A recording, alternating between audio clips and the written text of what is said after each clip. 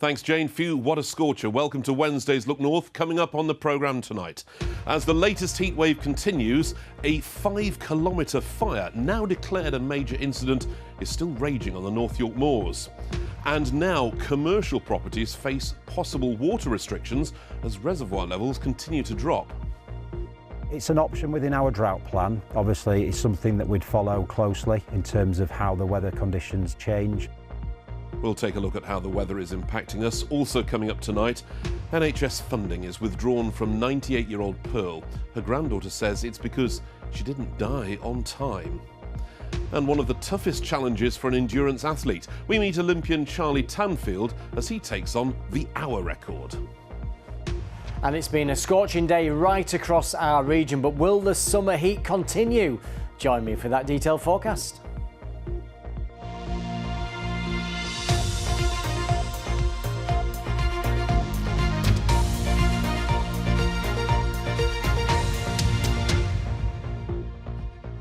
Hello there, thanks for choosing Look North. We'd love to cool you down, but our region is experiencing the 4th heat wave of the year, with the highest temperature in the country recorded here in Yorkshire. But the prolonged dry spell is having a significant impact.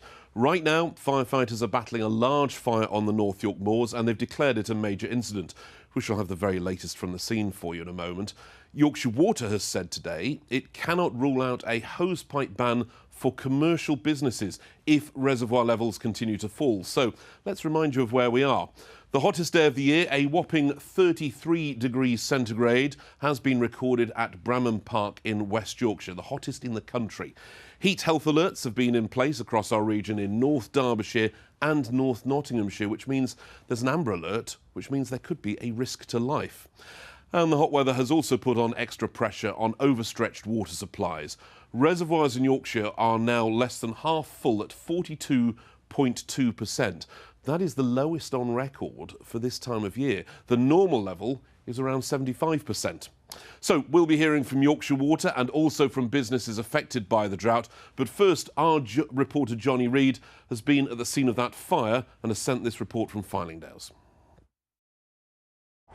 Yes, well, the fire here at Fylingdales has been burning now for 3 days, and you can certainly smell the smoke in the air. Well, earlier this afternoon, North Yorkshire Fire and Rescue Services declared the fire a major incident. That's due to the size of the fire growing. It's sitting around 5 kilometres now. Now, that smoke has been drifting into a lot of the local villages nearby, affecting some of the businesses. Well, earlier today I spoke to the North Yorkshire Fire and Rescue Service for all the latest updates. This fire's been going on for a few days now. We've declared it a major incident due to the number of resources we've asked to come here. We've currently got 20 fire engines attending. The fire is currently surrounded, although crews are working hard to avoid areas breaking out across our control lines. And obviously, you know, there's a lot of dry weather at the moment. Has that affected being able to get this under control? Very much so. The dry weather and the accessibility issues we've had in this remote location have made it very difficult for us to fight this fire, yeah. And do you know the cause of the fire as of yet? Currently we don't know. As we get on top of the fire, we'll be getting a fire investigation officer to look into that, but as of yet we've got no cause. Well, local residents have also been affected, including Dave Garland, who lives nearby. We've been walking on the farm tracks and whatever, and the local farmers and gamekeepers have actually been out with water, you know, with their four-wheel drives and whatever, taking tanks of water, presumably, to try and dampen down the area this side of the fire, because obviously the wind is actually blowing it in our direction. Well, all of this comes off the back of days of warm, dry weather. Today it's reached into the 30s here in parts of North Yorkshire. And that certainly won't help the situation here, including those businesses trying to get back to normal. Well, the advice from North Yorkshire Fire and Rescue remains to advise people to avoid this area of Fylingdales as much as they can, and for those local residences nearby to keep their windows and doors closed to protect them from the smoke that is blowing towards their villages. Johnny Reid, BBC Look North, Fylingdales. Thank you, Johnny. We will keep you right up to date with that one. But now, are you a business that uses water? Because Yorkshire Water says it could expand supply restrictions to include you. It's been one of the driest and warmest springs and summers on record. Despite restrictions coming into place a month ago now for domestic users, reservoir stocks are continuing to decline. But the company says it has applied for drought orders to pump more water from rivers to boost levels, and it's still hoped they will avert the problem, as Lizzie Steele reports. Parched banks in the fourth heatwave of the year. With a drought declared in Yorkshire in June, from January England has had the driest 7 months since 1976. The impact of a hot, dry summer is clear here. Yorkshire Water says it's seen a 10% reduction in demand since the hosepipe ban for homes, but reservoir levels are still dropping. They're currently at around 42.2% when they should be, on average, around 75%. We're monitoring things on a daily basis. Just in the last week, we've declined 2.5%, so we're about a third lower than we normally would be for this time of year. What are you doing right now to take action? Yeah, so obviously we've currently got the hosepipe restrictions that are in place. In addition, we've got an incredible focus on leakage. We're repairing about 800 leaks every week. And we've applied for a number of drought permits across the region. The aim of the drought permits is twofold, really. One, it enables us to abstract more water from our rivers. And secondly, we're also able to manage our compensation flows a bit lower to maintain the ecology and the environment. Homes have already been handed a hosepipe ban. How likely is it that that will extend to commercial customers like car washes, and can you rule it out? It's an option within our drought plan. Obviously, it's something that we'd follow closely in terms of how the weather conditions change, what our reservoir levels are like. So it's still an option and possibility. But as I mentioned, we're working incredibly hard to avoid the need for that. Customers are angry that their bills have gone up, and yet Yorkshire Water's record for leaks, wastage and sewage is poor. What's your response to that? Bills have increased, and it's particularly frustrating given the current cost of living period that we're in. But how much of this could have been avoided had you been sorting those leaks earlier? Yeah, I mean, hindsight's a great thing. We have leakage targets that we've met over the last 5 years. Coverage about pay for CEOs of water companies have been highly critical. Can you understand why customers are angry about that? Yeah, I'm not here to comment on that particular issue. What I will say is we're working incredibly hard to maintain the levels of service that we currently provide for Yorkshire. We'll continue to do that and manage the current situation that we're dealing with. A situation unlikely to change anytime soon, with no rain forecast during the heatwave. Yorkshire Water hopes its measures will offer relief until wetter autumn months. Lizzie Steele, BBC Look North, Swinsty Reservoir. Thanks, Lizzie. Extraordinary to see the reservoirs so empty, isn't it? The drought is also having a significant impact on businesses in our region, with many having to adapt to rising temperatures. Although a warmer climate can create ideal conditions for wine growers in our region, the new vines are struggling to cope with the lack of water. And tourism attractions are also facing challenges, as Kathy Minton now reports. With imposing statues and romantic follies, Studley Royal Water Gardens were designed to impress. But right now, they're not looking their best. Drought conditions have left the cascade waterfalls dry and the mirror-like ponds covered in weeds. Well, the water level should be around where the grass is, but as you can see, it's incredibly low with lots of pondweed and mud. It doesn't necessarily look its best, but it's still a chance to learn about how the water garden works. We know that people come from all over the world to see these gardens. We're a World Heritage Site. It's a really important place, and we have to work doubly hard to make sure that they're looking their best.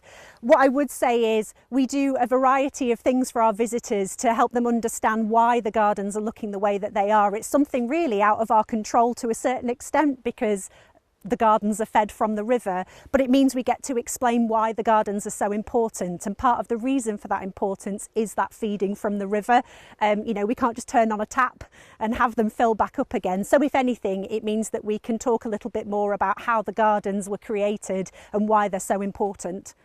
The water is still appealing for the wildlife, drawn to the shade and a cool drink. And speaking of drink, this is the Yorkshire Heart Vineyard on the outskirts of York. Well, these grapes here are a variety called Rondo. They'll go in the house red here at the vineyard. And the vines that they're growing on, they're quite mature. They've been here for a number of years and their roots are deep. But it's the crop of young vines which are struggling in the drought. So we planted these vines in May this year, May 13th and 14th. We did 4,000 vines in this area around here, our new nursery vineyard. The slow start for these vines could delay the grapes by a year. I associate wine with hot countries like Spain. Isn't the sun good for the grapes? It's a bit of a misconception. You don't need blazing heat to ripen fruit. You just need decent sunshine. You know, I mean, this is a really hot day too. It's 31, 32 degrees today, I think it's saying on the thermometer for us. You don't need to be that hot.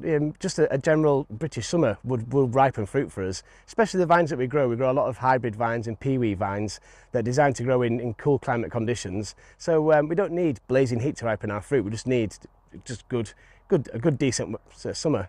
The vineyard wants to create a nice drop of wine, but first they need more than a few drops of rainfall. Kathy Minton reporting. You heard it through the grapevine. You're watching Tuesdays Look North, even Wednesdays Look North. Still to come on tonight's programme, A Field of Feathers, Rotherham Hospice's latest poignant fundraising campaign takes off.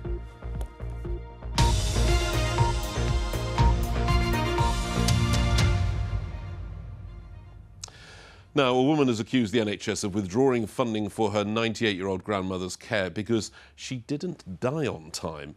Pearl from Bradford has advanced dementia and was fast-tracked onto the NHS continuing healthcare 2 years after being in hospital. Her funding stopped 2 weeks ago after a review of her case found her needs were no longer primarily health-related. Our health correspondent Jamie Coulson reports. Hey, Grandma.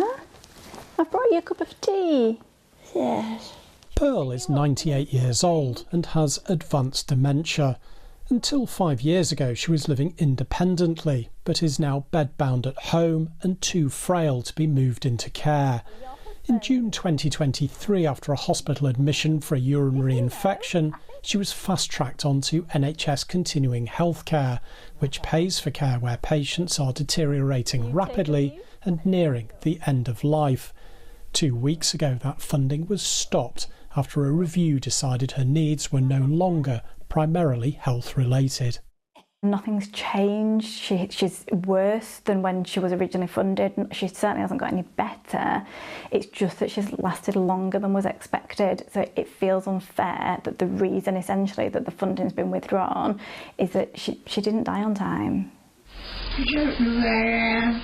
Pearl was receiving 86 hours of NHS paid care each week, but has now been offered less than a quarter of that via the local authority.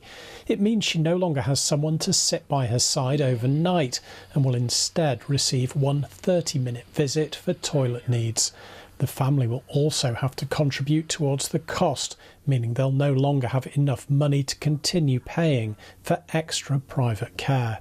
She's scared, she's upset, she's confused, and knowing that she might be in that state and be upset and scared and shouting out for help for another 5, 6, 7 hours until a carer arrives, who will then only be with her for half an hour, it's just heartbreaking. The night after we filmed with Pearl, she fell out of bed and needed help from paramedics. I don't know what I'm doing.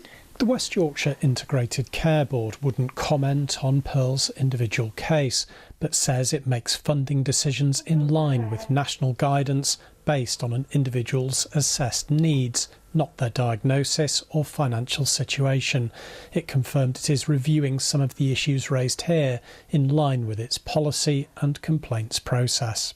Where am I? Dementia UK is calling on the government to review the assessment process for continuing healthcare through its Fix the Funding campaign. It can work brilliantly for people living with dementia where it works, but all too often it doesn't. And all too often we hear via our specialist dementia nurses that Dementia UK provides that it's not working.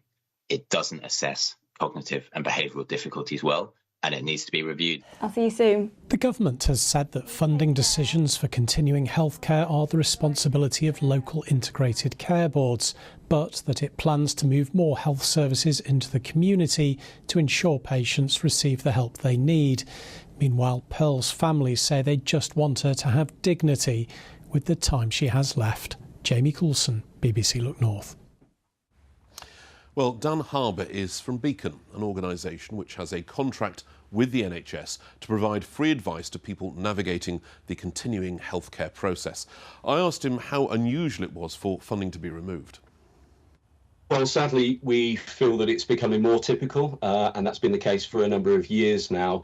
If we look at the eligibility statistics, we can see a decrease in the number of people who are eligible over time, over the past decade, and we can see a deterioration in the conversion rate for the number of people who get through initial assessments through to full eligibility, from 34% down to just 17% at the moment. When it comes to fast track, sadly, we have seen a significant increase in the number of people reporting problems they are experiencing with the fast track system over the past 18 months or so. This should be a very simple system. It's just one appropriate clinician who makes a decision as to whether the individual is eligible via the fast track route, and that individual should not fall out of eligibility unless they are no longer rapidly deteriorating or their needs have changed in any material way. But sadly, we are getting people reporting to us that eligibility is being removed shortly before they pass away. So it sounds like it's difficult to get on. There are then chances of actually falling out of the system if you don't fly through every hoop at every moment. What needs to change? Because social care as we get older, it's a huge, complicated subject that's costing us more, isn't it? It's a massively complex subject, and we really feel that continuing healthcare is a microcosm of the whole of the NHS. So the continuing healthcare system is struggling from the sorts of issues affecting the whole of the NHS, things like retention and recruitment, low morale, significant underinvestment. So what would fix the system? There are a few things that we need. We need a little bit of policy support around fast track reviews, but actually it really comes down to greater financial investment, growing the workforce, supporting the workforce. We need mandatory national training to ensure that we are following the eligibility criteria and the national set of rules as accurately as possible. And finally, and probably most importantly, we are crying out for a better system of accountability across continuing healthcare. Dan Harbour from Beacon, thank you for your time on Look North today.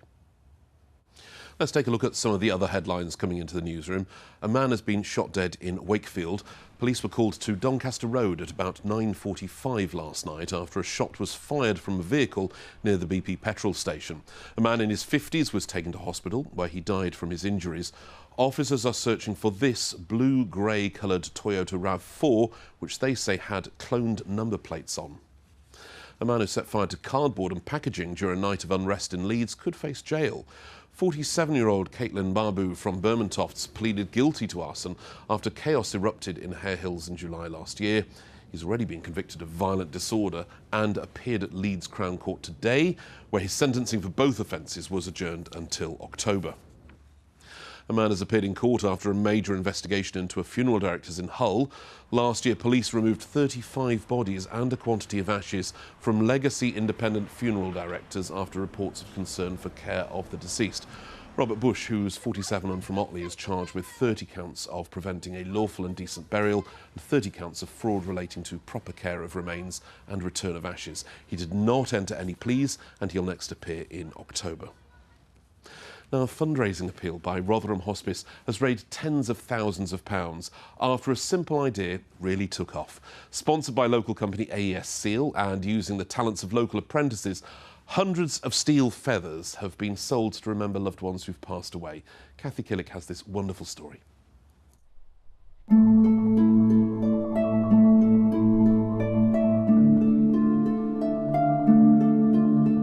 Glinting in the sunshine, each of these handmade steel feathers is unique, just like the people they commemorate.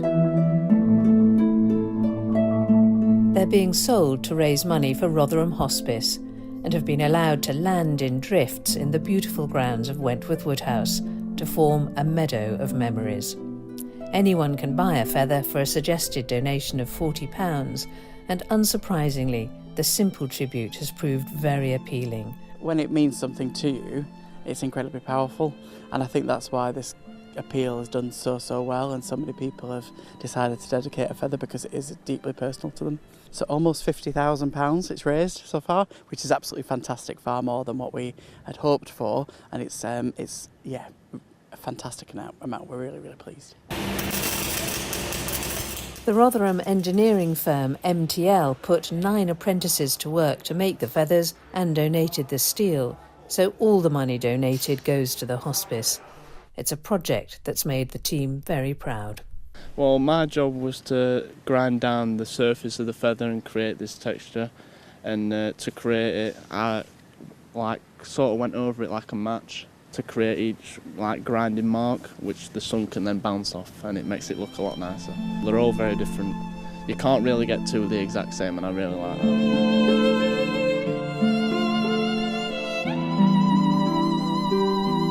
It's very important to Wentworth Woodhouse that we look to the whole of the area, and it's great to celebrate Rotherham and all things good about Rotherham, and hospices are so important to us, so it's great to have something that actually looks after the people that have gone before, that we still love and cherish. The feathers will be on display until August the 23rd, before being claimed by the people who've bought them and taken wherever they like. A delicate memorial to loved ones much missed. Kathy Killick, BBC Look North, Wentworth Woodhouse. Thanks, Kathy. Glad that's brought in so much news for the hospice. Now, some breaking information for you. Sheffield Wednesday's North Stand can reopen. We've just received this about 10 minutes ago. It had been closed over safety concerns, but Sheffield Council has announced this evening it is lifting the prohibition notice. That means normal operations at Hillsborough can resume, allowing supporters to return to all stands on match days. That's some great news for the Owls there, isn't it? Football now. There was plenty of action in the first round of the English League Cup last night. Doncaster Rovers won 4-0 away at Middlesbrough. Bradford won 2-1 away at Blackburn Rovers. While Rotherham's trip to Salford was goalless, the Millers did go on to win 3-2 on penalties. North Yorkshire Olympian Charlie Tanfield will attempt the hour record tomorrow. It's an event that's held in very high esteem amongst cyclists as one of the toughest challenges an endurance athlete can undertake. Famous cyclists who've held the record include Eddie Merck, Chris Boardman and Bradley Wiggins. Here's our sports reporter, Sally Hurst. The hour record has pedigree. For decades, riders have put it all on the line in the self-punishing pursuit of glory. Jacques Anquetil, Chris Boardman and Alex Dowsett are amongst the names who've toughed it out on the velodrome to find out how far they can pedal in 60 minutes. The current record is held by the Italian Filippo Ganna with a distance of 56.792 kilometres. And now that's a record the Olympic medalist Charlie Tanfield is chasing. It's seen as one of the most difficult challenges you can do as an endurance cyclist. So I think it has quite a lot of respect around it. And I think some of my teammates as well, they think I'm crazy just because it's really hard. Tanfield won silver at the Paris Olympics last year as part of the team pursuit. So close between these two. That's 4 kilometres, 16 laps of the track, a tiny fraction of the distance he will need to cover to break the current record. I've had to build up a lot of mental resilience to be able to deal with that. So my training's been a lot of work on the stationary trainer, tucked into my position, which makes it even more difficult because you start to overheat. During some of the most difficult training sessions, I've thought, what the hell am I doing? He will attempt the event on Thursday at the Konya Velodrome in Turkey, hoping to add his name to the illustrious list of legends who've conquered the hour. I just want to make sure that I just do the best ride I can do on the day, and have no regrets afterwards, that I can really put it to bed afterwards that, yeah, like this was what I'm capable of doing, and I'm looking forward to finishing it and having a bit of time off and a drink. Sally Hurst, BBC Look North. He's going to be sweating a bit cycling in Turkey, but good luck to Charlie. We'll let you know how he gets on. Talking of sweating a bit, yes, the mercury goes up, doesn't it? That's right. Hottest day of the year so far. Hottest place in the whole country, Bramham Park, which is fairly unusual, of course. It's it's the middle of nowhere, isn't it, Bramham Park? Normally we get these in urban areas.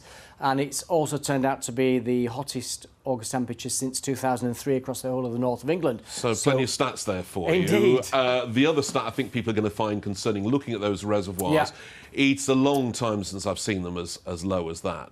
Certainly the mid-90s, the heat wave then is the last time I think I saw reservoirs as empty as that. Yeah, I mean, it's record low levels for this time of the year. With this type of heat and the sunshine, there's not a drop of rain in the forecast. They're going to drop below 40% when we get the figures next week. And I think, interestingly, I've just got the latest model output for the rest of August. The way it's looking, it could actually turn out to be one of the driest Augusts on record. There's very little, if any, rain in the forecast that would be of use to reservoirs. And that's extraordinary, isn't it? I mean, that really is when you're looking, because there's normally, there's normally a bit of rain around somewhere. Yeah. Well, showers is all we can offer, and there's not hardly any showers in the next 7 to 10 days, so a remarkable sequence. Offer up your showers then, young man, please. Right. I will indeed. Well, I want to start with this picture because it was a memorable start. If you saw, this is Altacumulus Type 3 called Mackerel Sky. And look at the reflection there in the River Wharf in Grassington. But obviously that cloud cleared, it developed into a hot day. That looks very inviting, doesn't it? Caton Bay looking absolutely beautiful and deserted. How about that? Keep the pictures coming in on Instagram, on X, and on the Weather Watcher website. So tomorrow, a little bit more cloud. There will be some sunshine. There is a risk of 1 or 2 isolated showers. Not as hot, but still very warm. The slight change coming behind this cold front, it is going to freshen things up a little bit, but not by a lot, because high pressure comes back in. It's a remarkable sequence that we've seen since really the end of January. High pressure back on the scene, probably going to be with us for much of next week too. So that dry theme continues and goes on and on. Now there's a satellite picture. We did see a bit of wispy cloud for a time. It made the sunshine hazy. Didn't stop that high of 33.2, 91 Fahrenheit at Bramham Park in West Yorkshire. Tonight, a chance of the odd isolated thunderstorm, but most of us will be dry and we'll see temperatures coming in at 14 or 15 degrees. So another lovely day along the coast. High water times in Filey, 8-12, and again at 5 to 9 tomorrow evening. So tomorrow, a lovely start with some sunshine, but as temperatures rise, unlike today, we'll see clouds developing and you can see just a hint of 1 or 2 showers. But again, the emphasis is on most places staying dry. Not as hot, but still very warm. 27 in Doncaster is 81 degrees Fahrenheit. Beautiful day on Friday. The weekend into next week, a bit more clouds. Still dry, though, with some sunshine and really lovely temperatures. That's the forecast. Hot enough to authorise dress down Thursday tomorrow, do you think? Well, it depends if you're on or not, and certainly not on screen. In which case, it's hot enough. We'll have shorts all round tomorrow if you join us then. Other than that, normal service tonight at 10:30. We shall see you then from your Wednesday team. Bye-bye.